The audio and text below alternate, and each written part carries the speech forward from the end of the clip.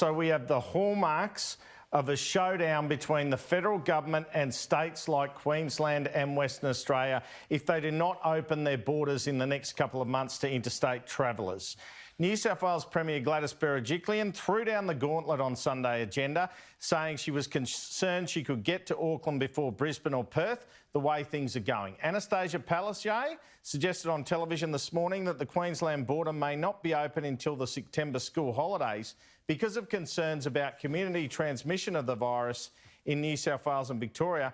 But a Chief Health Officer later said July is a possibility. I do know the Queensland Government wants to enter into talks with WA, South Australia and the Northern Territory concerning a COVID-safe travel bubble between those states before they allow travel with New South Wales and Victoria. But there are difficulties even with this, considering the question of whether planes with social distancing can be economically viable.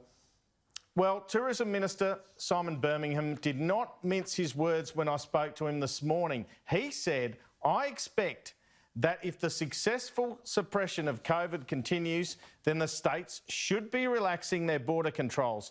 If one or two states were to hold out, they will be answerable to their tourism industry and will need to provide additional support to that industry. A real ratcheting up there, language from the federal government. We will have the minister on the program later.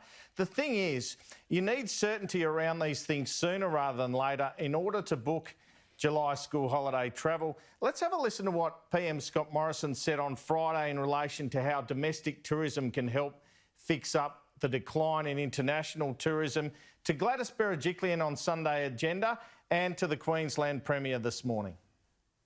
As the borders fall internally and Australians can hopefully soon return to domestic holidays and to move around the country more widely, and particularly with school holidays coming up again in July, we're reminded that the net tourism imports to Australia is just over $20 billion a year.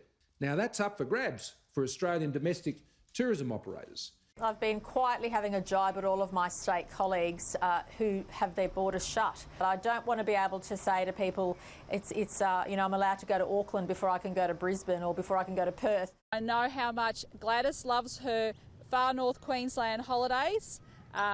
So I know she might have a bit of a vested interest in starting that little campaign. By July in Queensland, you can travel around Queensland.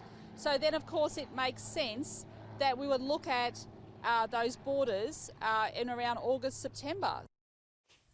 There is a lot at stake here, Kieran. The tourism industry employs more Queenslanders than agriculture, forestry, fishing and mining combined, and typically sees 7 million visitors a year, including 1.5 million international visitors. That's, the figure expected to be lost out of this crisis. To date, $1.7 billion worth of accommodation has been cancelled in Queensland.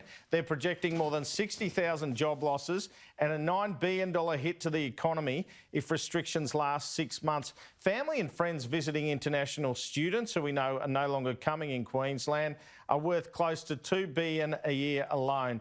Having said all this, there is some inconsistency with the New South Wales approach, given they themselves are currently imposing intrastate travel bans. But interesting to see Simon Birmingham's language there. We know we have a lot of support in terms of JobKeeper, etc., Kieran. He's saying if you want to shut these borders, it's on your head.